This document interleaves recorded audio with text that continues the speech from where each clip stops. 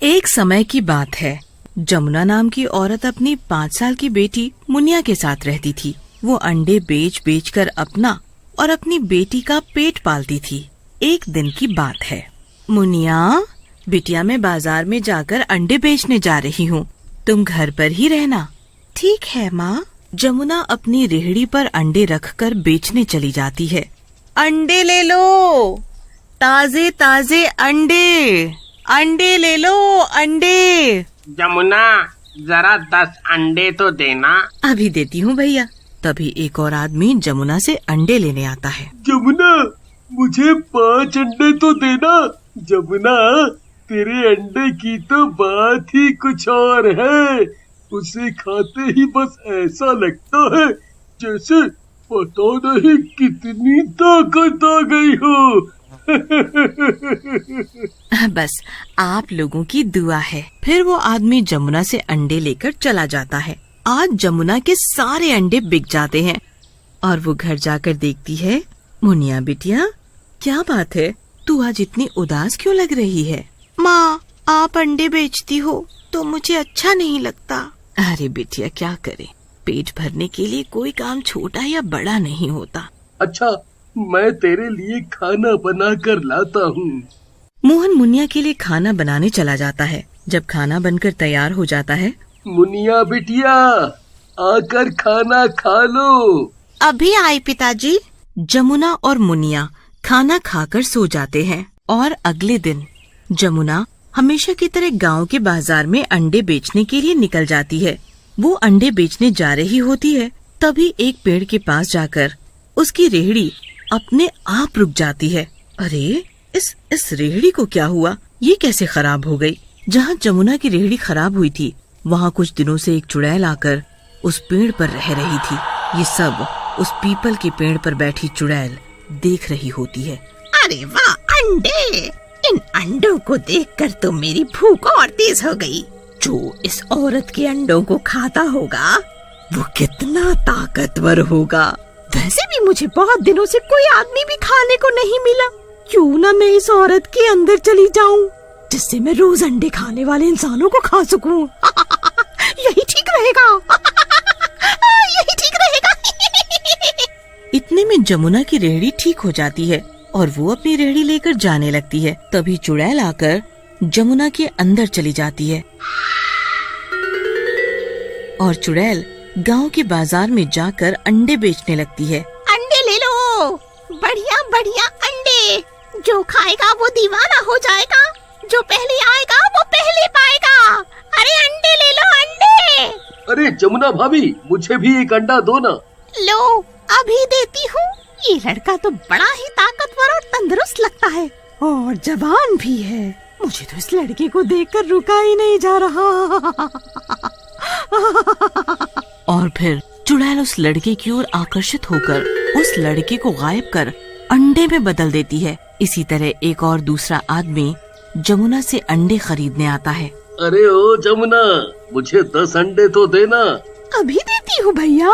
चुड़ैल उस आदमी को अंडा देकर पैसे ले लेती है और फिर अंडे बेचने लगती है। अंडे ले लो, अंडे, ताजे ताजे अंडे। जो खाएगा वो इन अंडों का दीवाना हो जाएगा। तभी एक और लड़का चुड़ैल की दुकान पर अंडे खरीदने आता है। अरे ओ जमुना भाभी, जरा 2 अंडे तो देना। अभी देती हूँ। चुड़ैल उस लड़के की ओर देखकर मन ही मन खुश हो रही थी। वाह, एक और जवान लड़का। मैं इसे भी अंडा बनाकर अपने वश में कर लूंगी। तभी लड़का चुड़ैल से कहता है, अरे क्या हुआ भाभी, आज आपका ध्यान कहाँ है? आज आप कुछ बदली बदली सी भी लग रही हो। आपकी तबीयत तो ठीक है?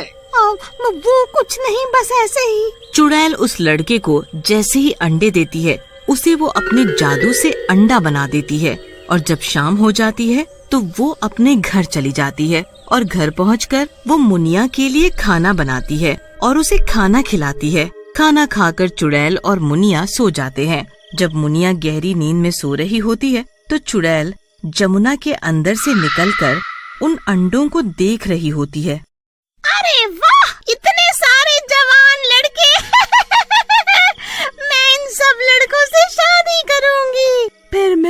भी जवान बन जाऊंगी। अरे हम सब मर जाएंगे। ये चुड़ैल तो हम सबको जान से मार देगी। और अभी तो हमारी किसी की शादी भी नहीं हुई है। हमें तो ये चुड़ैल जवान ही मारना चाहती है।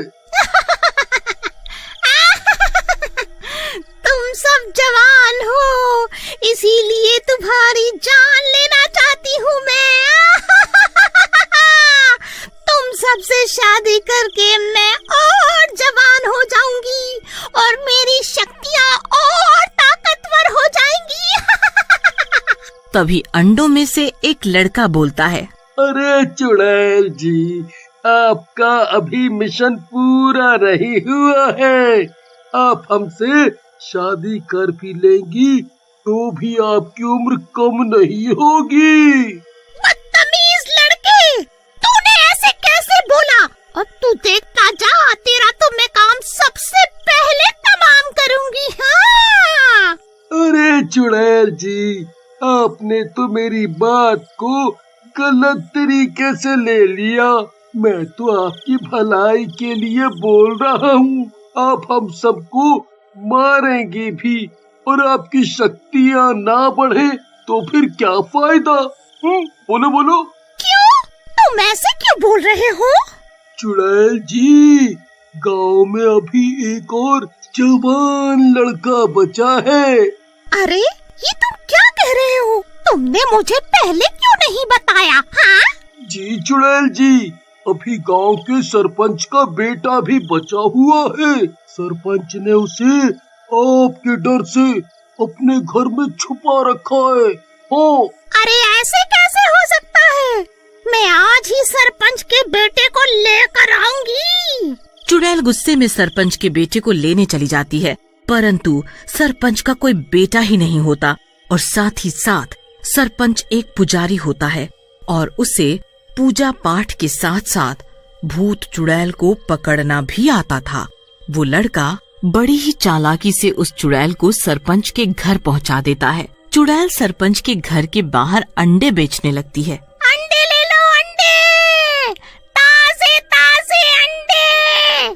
चुड़ैल सुबह से लेकर शाम तक सरपंच के घर के बाहर रेहड़ी पर सरपंच के बेटे का इंतजार करती है, परंतु सरपंच के घर से उसका बेटा बाहर निकलकर नहीं आता।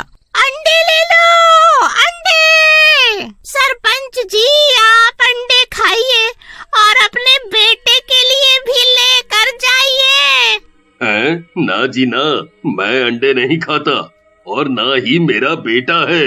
क्या? आपका बेटा नहीं है? मैंने तो यही सुना था कि आपका एक जवान बेटा भी है। सरपंच को चुड़ैल की ये बात बहुत ही अजीब लगती है। अरे ये वही औरत तो नहीं जो गांव के जवान लड़कों को गायब कर रही है और इसे गलत फहमी में मेरा भी बेटा लगा हो और ये मेरे बेटे को लेने आई हो। तभी सरपंच की नजर उस चुड़ैल के पैरों पर पड़ जाती है और सरपंच को विश्वास हो जाता है वो एक चुड़ैल है जो उनके गांव के जवान लड़कों को ढूंढ रही है। सरपंच तभी चुड़ैल का गला पकड़ लेता है। जय हनुमान ज्ञान गुण सागर, जय कपीश तिहुलोक उजागर, रामदूत अतुलित बलधामा, अंजनी पुत्र पवन सुत नामा, महावीर विक्रम बजरंगी, सुमति निवार सुमति के संगी, कंचन वरण विराज सुवेशा, कानन कुंडल कुंचित केसा, जय बजरंग बली जी की जय। अरे मुझे बचाओ, कोई बचाओ मुझे, ये आदमी तो मुझे जान से ही मार डालेगा। कोई मुझे बचाओ, कोई बचाओ। तभी सरपंच एक गांववासी को चुड़ैल के सारे अंडे फोड़ने को कहता है। जैसे ही पहले गांववासी गंगा जल लाता है और सरपंच उस चुड़ैल पर छिड़क देता है, चुड़ैल जोरों से चिल्लाने लगती है।